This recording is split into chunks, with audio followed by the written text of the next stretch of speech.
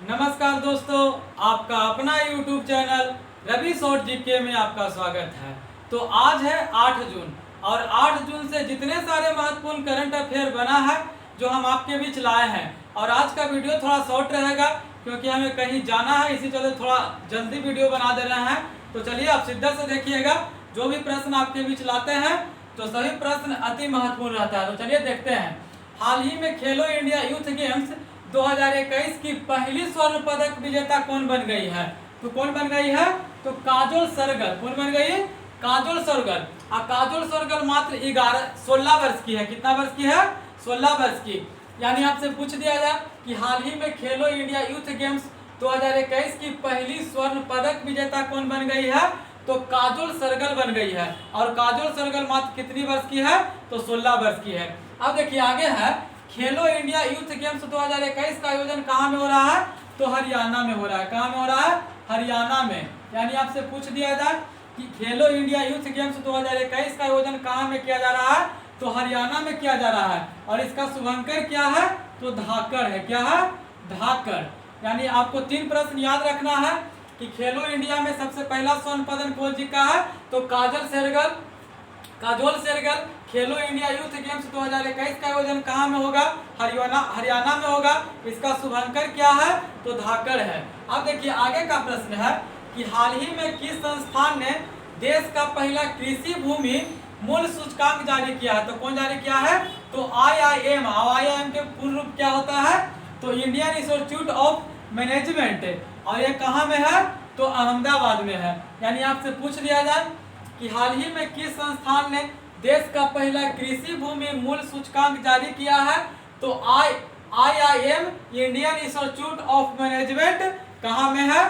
तो अहमदाबाद में है। अब देखिए आगे का प्रश्न है कि हाल ही में केंद्र सरकार ने छात्रों के भविष्य के लिए तैयार करने के उद्देश्य से कौन सी योजना चलाया है?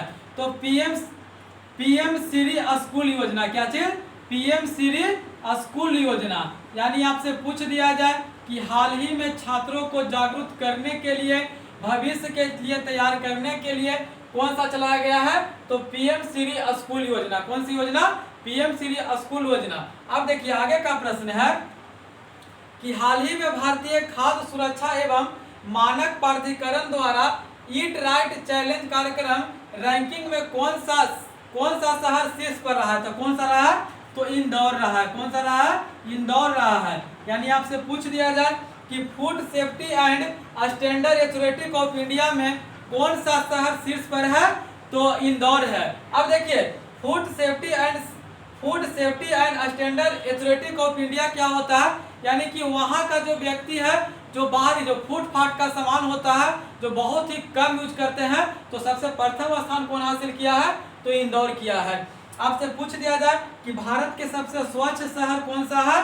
तो इंदौर है। कौन है? इंदौर है। यानी इंदौर के बारे में आपको 2 बात याद रखना है कि भारत का सबसे स्वच्छ शहर इंदौर है। Food safety and standard authority of India में शीर्ष पर कौन सा शहर आया है? तो इंदौर आया है। अब देखिए आगे का प्रश्न है, और आगे का प्रश्न बिहार से है कि हाल ही में बिहार में कहाँ FSSAI की राष्ट्रीय खाद्य प्रयोगशाला का उद्घाटन किया गया है? तो कहाँ में किया गया है?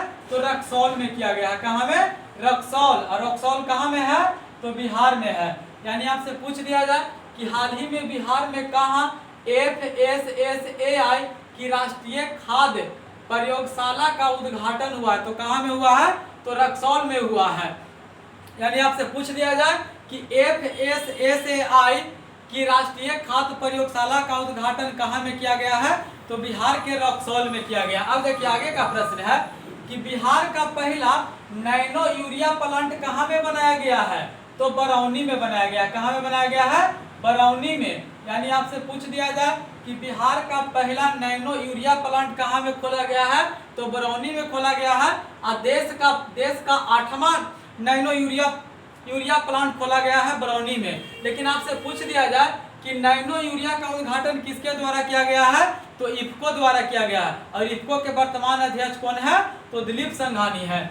यानी आपको याद रखना है कि बिहार का पहला नैनो यूरिया प्लांट कहाँ में खोला गया है? बरौनी में खोला गया है, जो देश का 8वां है। अब देखिए आगे का है, भारतीय भूवैज्ञानिक द्वारा सर्वाधिक सोना कहाँ में खोजा गया है? तो बिहार में खोजा गया है। कहाँ में खोजा गया है? बिहार में। और आपको कमेंट में बताना है कि बिहार के कौन से जिला में सबसे ज्यादा सोना का खोज हुआ है। अब देखिए आगे का प्रश्न है कि भारत का पहला इथेनॉल संयंत्र का उद्घाटन कहाँ में किया गया है? तो बिहार के पूर्णिया में। कहाँ में? बिहार के पूर्णिया में। यानी आपसे पूछ दिया जाए कि भारत का पहला इथेनॉल संयंत्र का उद्घाटन बिहार के पूर्णिया में किसके द्वारा किया गया है? तो नीतीश कुमार द्वारा किया गया। अब देखिए आगे का प्रश्न है सॉरी कि भगवान बुद्ध की सबसे बड़ी लेटी हुई प्रतिमा का उद्घाटन कहाँ में किया गया है? तो बोध गया में किया गया है। कहाँ में? बोध गया में। यानी आपसे पूछ दिया जाए कि भगवान बुद्ध की सबसे मतलब कि बड़ी लेटी हुई प्रतिमा कहाँ में बनाया गया है? तो बोध गया में बनाया गया। अब देखिए बिहार खादी ग्राम के ब्रांड एम्बेसडर कौन है? तो मनोज तिवारी है। कौन है? मनोज तिवारी। यानी आपसे पूछ दिया जाए कि बिहार खादी ग्राम के ब्रांड एम्बेसडर कौन है? तो मनोज तिवारी है। कौन है? मनोज तिवारी। लेकिन आपसे पूछ दिया जाए कि बिहार के मुख्य सचिव कौन है? तो बिहार के मुख्य सचिव कौन है? तो आमिर सुहावनी। कौन है? आमिर सुहावनी। यानी आपसे पूछ दिया जाए कि बिहार के मुख्य सचिव कौन है? तो आमिर सुहानी है। अब देखिए आगे का प्रश्न है कि हाल ही में कहां पर IAF हेरिटेज सेंटर बनाने की घोषणा किया गया? IAF का मतलब हो गया का इंडियन एयरफोर्स। क्या चीज? इंडियन एयरफोर्स हेरिटेज सेंटर कहां में बनाया जाएगा? तो चंडीगढ़ में बनाया जाएगा। कहां में? चंडीगढ़ में। यानी आपसे पूछ दिया जाए कि इंडियन एयरफोर्स द्वारा हेरिटेज सेंटर कहां में बनाया जाएगा? तो चंडीगढ़ में बनाया जाएगा। और वायुसेना के प्रमुख वर्तमान में कौन है? तो विवेक राम चौधरी। यानी आपको याद रखना है कि वायुसेना के प्रमुख कौन है? तो विवेक राम चौधरी है। देखिए आज हमें कुछ मतलब कि कहीं ऑफलाइन क्लास में पढ़ाने जाना था, लेकिन हम सुबह आज 4 बजे भोर में उठकर आपके लिए वीडियो बना रहे हैं। तो समझिए कि आपके लिए जब हम इतना मेहनत कर रहे हैं तो आपका भी फर्ज बनता है कि आप भी हमें सपोर्ट कीजिए, हमारे वीडियो को शेयर कीजिए। और अगर हमारे आप चैनल पर पहली बार हैं तो चैनल को सब्सक्राइब करना ना भूलें। तो चलिए आगे का देखते हैं। आगे का प्रश्न है कि हाल ही में विश्व खाद्य सुरक्षा दिवस कब मनाया गया है? तो ये 7 जून को मनाया गया। कब मनाया गया है? 7 जून को। यानी आपसे पूछ दिया जाए कि हाल ही में विश्व खाद्य सुरक्षा दिवस कब मनाया गया है? तो 7 जून को मनाया गया है। अब देखिए विश्व खाद्य सुरक्षा दिवस 2022 के थीम क्या है? तो सेफ फूड बेटर हेल्थ। क्या चीज है? सेफ फूड बेटर हेल्थ है। यानी कि आपको खाना जितना सुरक्षित आप रखिएगा उतना ही आप स्वस्थ रहिएगा। यानी आपसे पूछ दिया जाए कि खाद्य सुरक्षा 2022 का थीम क्या है? तो थीम है सेफ फूड बेटर हेल्थ। यानी कि आप खाना को जितना सुरक्षित रखिएगा आप उतना स्वच्छ रहिएगा। आपसे पूछ दिया जाए कि विश्व खाद्य पुरस्कार 2021 में किसे दिया गया है? तो शकुंतला हरिकेन को दिया गया। किसे दिया गया है? शकुंतला हरिकेन को। लेकिन आपसे पूछ दिया जाए कि विश्व खाद्य पुरस्कार 2022 में किसे दिया गया है? तो डॉक्टर सिंधिया को दिया गया। डॉक्टर सिंधिया को। अब देखिए आगे का प्रश्न है कि खाद्य आपातकाल हाल ही में कहां घोषित किया गया है? तो खाद्य आपातकाल हाल ही में कहां घोषित किया गया है? तो श्रीलंका में किया गया है। कहां में? श्रीलंका में। यानी आपसे पूछ दिया जाए कि हाल ही में खाद्य आपातकाल कहां में घोषित किया गया है? तो श्रीलंका में। अब देखिए आगे का प्रश्न है और अति महत्वपूर्ण प्रश्न है कि हाल ही में भारत और किस देश के बीच संयुक्त सैन्य अभ्यास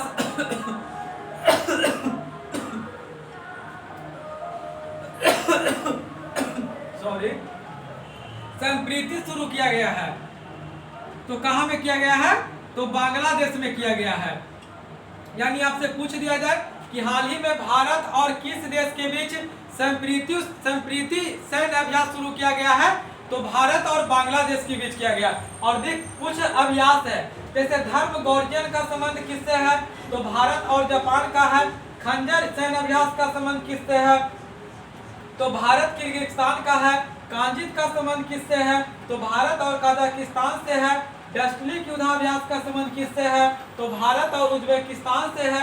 वर्ज प्रहार का संबंध किससे है? तो भारत और USA से है।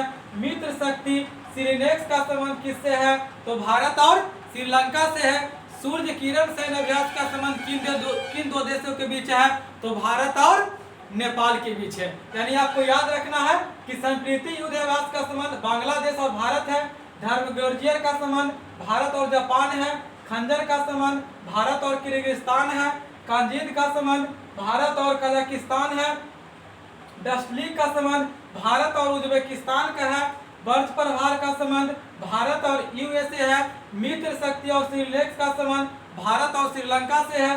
सूर्य किरण सैन्य अभ्यास का संबंध भारत और नेपाल से है। यानी कि देखिए जो भी आज 8 जून से करंट अफेयर बना था जो हम आपके बीच लाए हैं। तो अगर हमारा वीडियो आपको अच्छा लगता है तो अपने दोस्तों के पास शेयर कीजिए और हमारे चैनल पर आप पहली बार हैं तो चैनल को सब्सक्राइब करना ना भूलें और लास्ट में हमारे वीडियो के अंत तक बने रहने के लिए बहुत बहुत धन्यवाद। जय हिंद, जय भारत।